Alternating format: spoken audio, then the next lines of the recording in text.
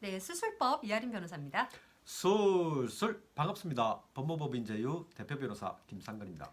네, 저희가 저번에 성범죄 합의금 얼마가 적절할까요? 라는 것으로 방송을 했었는데 당시에는 강간 그리고 강제추행인 경우에 이제 실제로 합의금을 얼마나 주고받는지를 알아봤습니다.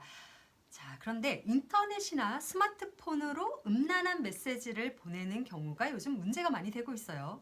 그리고 음란한 메시지를 보냈다가 고소를 당했을 때 합의금으로 얼마를 지급하게 되는지 오늘 알아보겠습니다. 우선 인터넷에서 음란한 메시지를 보내면 어떻게 처벌되는지부터 살펴볼까요? 성폭력 범죄의 처벌 등에 관한 특례법 제13조가 통신 매체를 이용한 음란 행위를 처벌하는 법규인데요.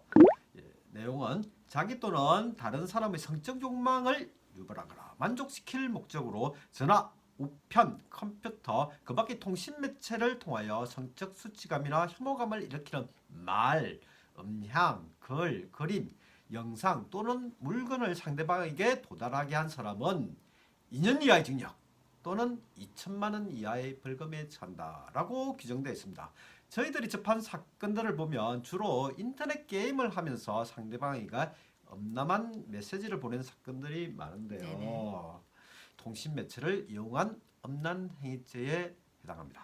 그러니까 상담하시는 분들이 통매음 이렇게 줄여서 말씀하셔가지고 이게 뭔가 했는데 이게 통신 매체를 이용한 음란 행위더라고요. 그러니까 주로 인터넷 게임을 하면서 이제 화가 나게 되면 뭔가 이렇게 채팅을 하면서 그러니까 패드립이라고 하죠. 패밀리들이 어머니를 뭐 언급하면서 거기에 대해서 좀 비하하는 성적으로 비하하는 표현들을 쓰기도 하는데 그 상대방이 여성인 경우도 물론이고요. 남성인 경우도 통명으로 처벌됩니다.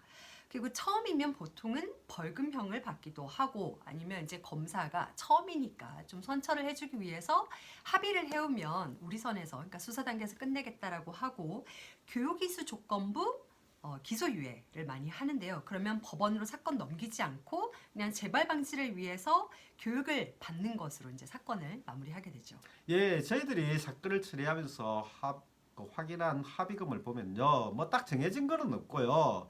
피해자가 남자 고등학생인 경우에는 10만 원에 합의된 경우도 있었습니다. 네네. 그러니까 이게 정해진 게 없다는 게 사실 피해자가 부르는 금액대로 합의가 되는 경우가 많다 보니까 이제 피해자가 고등학생이다 보니까 금액이 좀 많이 줄어든 것 같아요.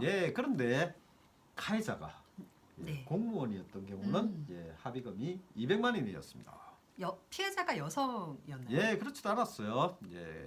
피해자도 남자였는데 가해자가 이제 공무원이다 보니까 그게 좀 노출된 것 같아요. 그러다 보니까 합의금이 공무원이면 아무래도 그쵸. 공무원 인사에 그죠. 통명 얼마나 좀 영향을 좀 미칠 가능성이 굉장히 크겠죠. 그래서 200만 원 주고 합의한 것 같습니다. 그죠. 공무원은 이게 품위 유지 의무라는 게 있어요. 그래서 징계를 남들보다도 조금 더 가혹하게 받는 편이기는 한데 아무래도 이게 수사 과정에서 뭐 직업이나 이런 걸 말하게 되니까 그게 조금 노출이 된 것 같습니다. 그래서 수사받을 때 물어보는 내용 중에 하나가 이제 직업이 문제고 그죠. 물어보게 네. 됐습니다. 그래서 인터넷 게임 하다가 그냥 화가 나서 단순히 화를 이제 분출한 건데 그랬다가 이제 음란 채팅하시면 이제 큰 돈 물 수도 있습니다. 그래서 공무원 같은 경우에 특히 주의를 하셔야 되겠는데요. 공무원이 아니시더라도 누구라도 인터넷 게임을 하거나 인터넷 채팅하면서 엄마나 메시지 보내시면 안 되겠죠. 합의금도 합의금이지만 수사받을 때 얼마나 창피 많이 당합니까? 그렇죠. 그리고 뭐 통매음으로 처벌받거나 또는 설령 뭐 합의해서 기소유예 받더라도 수사 경력 자료에는 남거든요. 네. 그러니까 수사 경력 자료는 정과랑은 다른데 나중에 이제 수사를 받을 때 경찰관 분들이 보시면 그 기록이 이제 다 남게 되는 거죠. 재판 받을 때 판사님들도 보십니다. 그렇죠. 저희들이 접한 사건을 보면요. 인터넷에는 아이디만 나오니까 이제 함부로 채팅을 하시는데 통매음에 해당돼서 고소를 당해서 수사를 받게 되면 누군지 특정이 다 됩니다. 그 뭐 게임하다가 보면 나만 그러는 것도 아니고 다들 그렇게 한다. 이게 범죄가 될까라고 생각하시는 경우도 있는데 오늘 방송에서 분명히 말씀드립니다. 욕이라는 거는 대부분 성적 뉘앙스가 조금 있게 마련인데 인터넷 채팅을 하면서 이런 성적 뉘앙스가 있는 걸로 욕을 했을 때는 통매음에 해당할 수가 있습니다.